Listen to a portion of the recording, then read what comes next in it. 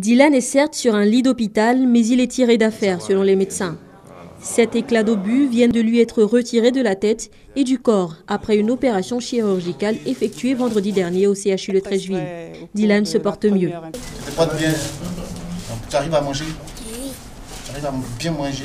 Oui. Ça t'a fait mal? On s'occupe bien de toi ici? Tu es content?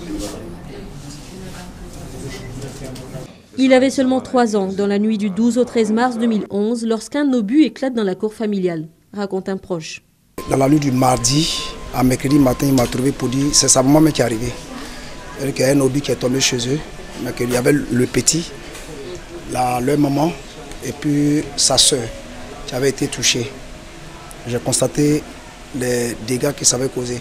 Il avait sa petite soeur mais qui avait eu un problème au niveau de la tête par l'obus. Et l'enfant, il avait tous ces cicatrices qui étaient sur lui.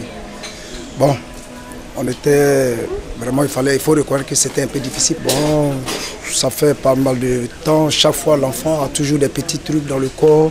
Dylan peut à présent sourire, il est libéré. Une opération qui a pu se réaliser dans le cadre de la prise en charge des blessés des crises. Et c'est Maria Toukoné, ministre de la Solidarité, de la Cohésion sociale et de l'indemnisation des victimes, qui s'est elle-même rendue au chevet du petit Dylan.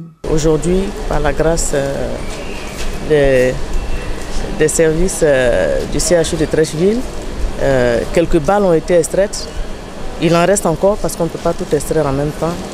Et on espère que très bientôt, il n'aura plus de balles dans son corps et qu'il pourra vivre comme tous les autres enfants.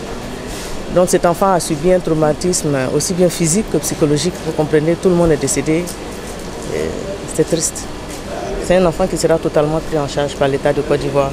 4500 victimes, dont 3500 ayant droit des victimes décédées et 1000 blessés continuent d'être indemnisés dans le cadre de la phase 1 du programme démarré en août dernier.